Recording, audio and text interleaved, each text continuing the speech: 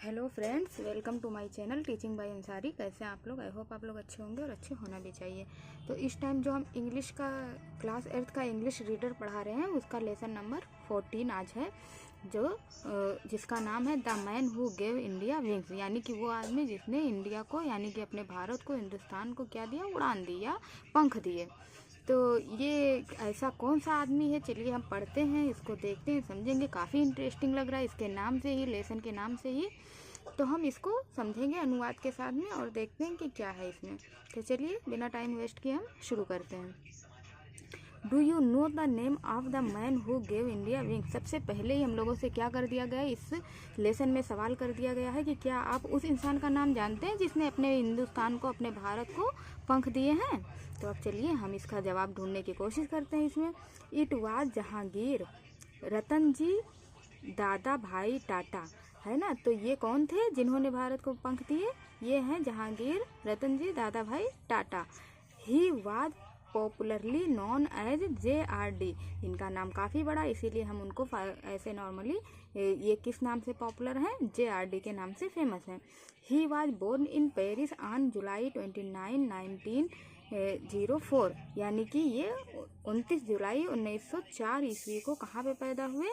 Paris में पैदा हुए। His father Ratan ji Dadabhai Tata was Parsi and mother Sujane barrier was French. इनके पिता जो थे वो पारसी थे और इनकी मदर जो थी वो फ्रेंच थी, यानी कि फ्रांस की थी। Tata childhood was spent travelling between France and India.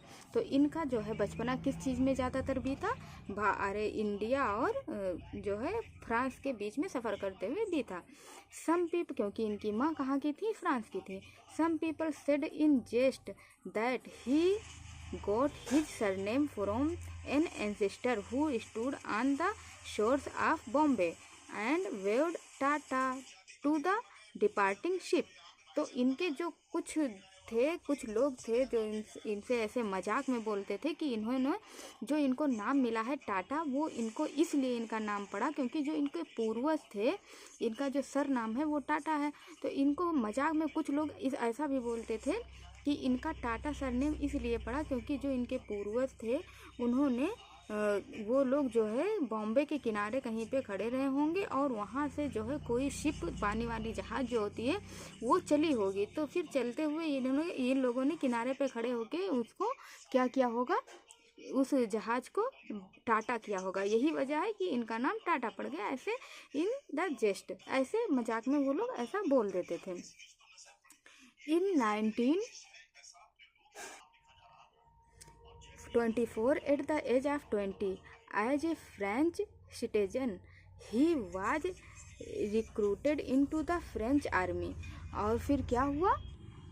1924 ईस्वी को जब वो कितने साल के हो गए? 20 साल के थे। तो इनको क्या मिल चुका था? फ्रेंच का, यानी कि फ्रांस का इनको नागरिकता मिल चुकी थी क्योंकि इनकी मदर वहीं की थी। तो इन्होंने जो है 20 साल की उम्र में क्या ज्वाइन कर लिया?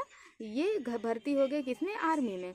ए year later he was sent to England to prepare for admission in Cambridge university. और 1 साल के बाद इनको कहाँ पे भेज दिया गया? इंग्लैंड भेज दिया गया। किस चीज़ की तैयारी के लिए? कैम्ब्रिज यूनिवर्सिटी में एडमिशन लेने के लिए। But his father Ratan ji asked him to return to Bombay to work in his steel plant called the Tata steel industry. लेकिन इनके पिताजी का कहना था कि कोई बात नहीं है, अगर तुम ज़्यादा पढ़ाई नहीं भी करते हो तो तुम वापस आ जाओ और हमारा जो बिजनेस है टाटा स्टील इंडस्ट्री है उसमें काम करो और जो हमारा प्लांट है बॉम्बे में वापस आ जाओ।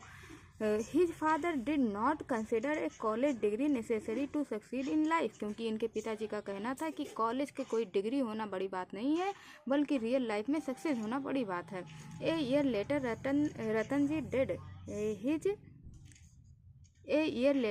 रतन ji died his eldest son and heir Jehangir inherited the directorship of the Tata sons and board.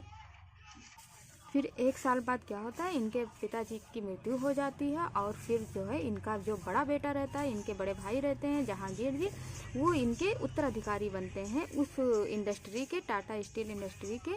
और उन्होंने ही डायरेक्शनशिप सब कुछ संभाला आनुवंशिक रूप से, और फिर जो है टाटा सन्स एंड बोर्ड को इनके बड़े पुत्र जी ने संभाल लिया।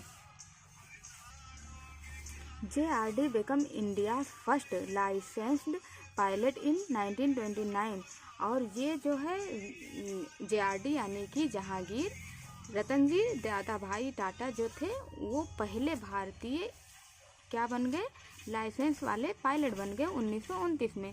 It was JRD who gave India wings to fly in 1932, और ये कौन थे, ये JRD जी ही थे जिन्होंने भारत को पंख दिए 1932 में। JRD set up Tata aviation service by piloting the first flight himself from Karachi to Bombay in a small aircraft. तो ये JRD जी ही थे जिन्होंने स्वयं पायलट थे, वो उन्होंने जो है कराची से कहाँ, बॉम्बे का सफ़र फ्लाइट के जरिए सबसे पहले भारत में किया, इसीलिए हम इनको क्या कहते हैं कि इन्होंने भारत को पंख दिए हैं एक छोटे से हवाई जहाज़ के जरिए। JRD at the age of 34 was elected the chairman of Tata and sons in 1938, और फिर JRD जी 34 साल की उम्र में इनको चुना गया, कैसा, एज ए चेयरमैन, किस चीज़ का, टाटा एंड सन्स का, 1938 में, making him the youngest head of the largest industrial group in India, और ये सबसे कम उम्र के जो है इंडस्ट्रियल ग्रुप ऑफ इंडिया के जो है यूथ बनाए गए। In 1948 Air India was launched jointly by JRD and the Indian government, और फिर क्या हुआ, एयर इंडिया ने जो है लॉन्च किया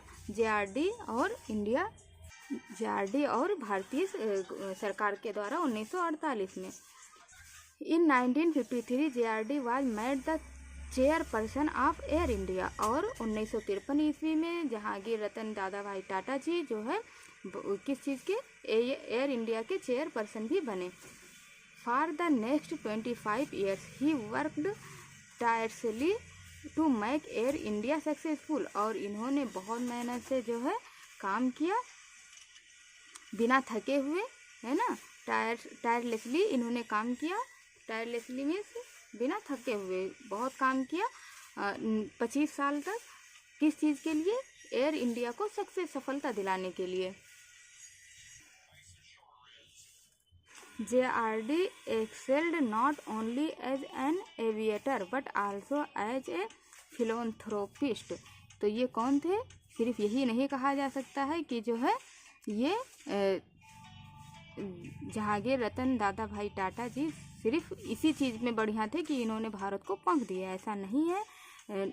not only as an aviator यानी कि जिन्होंने उड़ान दिया हो, बल्कि आल्सो एज ए फिलंथ्रोपिस्ट यानी कि वो एक बहुत अच्छे मानवतावादी भी थे जिनके अंदर मानवता थी। एजुकेशनिस्ट यानी कि ये बहुत अच्छे शिक्षाविद भी थे। स्पोर्ट्समैन यानी बहुत अच्छे खिलाड़ी भी थे। पोएट भी थे यानी कि जो लेखक होते हैं, कवि होते हैं। एंड स्कल्पचर यानी कि मूर्तिकार भी थे। यानी यही नहीं है कि इन्होंने सिर्फ भारत को पंख दिए और अपना काम ही किया, बल्कि इसके अलावा भी इनके अंदर बहुत सारे गुण थे। He received the highest civilian award the Bharat Ratna, और इनको भारत रत्न अवार्ड जो भारत का सबसे बड़ा नागरिक पुरस्कार है वो भी इनको मिला 1992 में यानी कि 1992 में फ्रॉम द इंडियन गवर्नमेंट, जो कि भारत सरकार के द्वारा दिया जाता है। JRD a last major public statement was an appeal to Indians to maintain peace, और JRD यानी कि जहांगीर रतन दादा भाई टाटा जी का सिर्फ अगर पब्लिक को कोई भी स्टेटमेंट देना था तो उनका लास्ट स्टेटमेंट यही था कि यही अपील उन्होंने किया कि इंडियन से यानी भारतीय लोगों से टू मेंटेन पीस यानी कि शांति को बनाए रखो। He breathed his last on November 29, 1993, और इन्होंने अपनी आखिरी सांस 29 नवंबर 1993 को लिया। Do you know JRD Tata was not only the director of the Tata company but also a great human being. क्या आप जानते हैं, अब इतना कुछ इनके बारे में जानने के बाद भी सवाल किया जा रहा है कि क्या आप जानते हैं कि रतन JRD जी जो है सिर्फ एक डायरेक्टर नहीं थे अपने कंपनी के, टाटा कंपनी के, बल्कि ये एक बहुत अच्छी पर्सनालिटी थे, बहुत अच्छी ह्यूमन बीइंग थे। ये बहुत काइंड थे, बहुत इनके अंदर मर्जी थी और बहुत अच्छे नेचर के थे। जैसे कि पहले भी कहा जा चुका है कि फिलैंथ्रोपिस्ट भी ये थे। He made sure that 75% of the company's profit was spent on looking after the workers and those in need. और इनका जो है, इन्होंने इस बात की श्योरिटी बहुत पहले ही दे दी थी कि जो भी इनकी कंपनी से कमाई होगी उसका 75% यानी कि 75% जो भी लाभ मिलेगा उसका 75% उनके कंपनी में जितने भी गरीब वर्कर काम करते हैं उनकी हेल्प के लिए दिया जाएगा। और इसके अलावा जिन लोगों को भी इसकी आवश्यकता है, जिनको नीड है। तो इतने ज़्यादा ये अच्छे ह्यूमन बीइंग भी थे और इतनी अच्छी इनकी पर्सनालिटी थी। इन्होंने भारत को उड़ान दिया, इनको भारत रत्न पुरस्कार भी मिल चुका है। तो इतनी इनकी खासियत है। आई होप कि आपको ये स्टोरी पढ़ के बहुत अच्छा लगा होगा, समझ में भी आया होगा और थोड़ा सा आपके अंदर भी जो है जहन ताज़ा हुआ होगा, कुछ सीखने को मिला होगा। तो अगर आपको ये स्टोरी अच्छी लगी हो तो लाइक सब्सक्राइब करें, बेल आइकन को प्रेस करें और ज़्यादा से ज़्यादा अपने दोस्तों में शेयर करें। लेकिन उससे पहले हम लोग ये भी पढ़ लेते हैं कि क्या लिखा है। When you work as if everything depend on you। और इनका JRD जी का क्या कहना था कि अगर आप कोई काम कर रहे हो तो इस तरह से काम करो कि जैसे कि सब कुछ आपके ही ऊपर डिपेंड करता है। और when you pray as if everything depend on God। और अगर आप प्रे कर रहे हो यानी कि पूजा कर रहे हो, आप जो है कोई भी इबादत कर रहे हो भगवान के लिए, तो फिर इस तरह से करो कि जैसे कि सब कुछ आप पे नहीं, गॉड पे ही डिपेंड करता है। तो इतनी अच्छी बात इसमें लिखी हुई थी, मैंने सोचा ये भी आपको बताना बहुत ज़रूरी। अगर आपको अच्छा लगा तो लाइक सब्सक्राइब करें, बेल आइकन को प्रेस करें और ऐसे ही सपोर्ट करते रहें। Thank you for watching.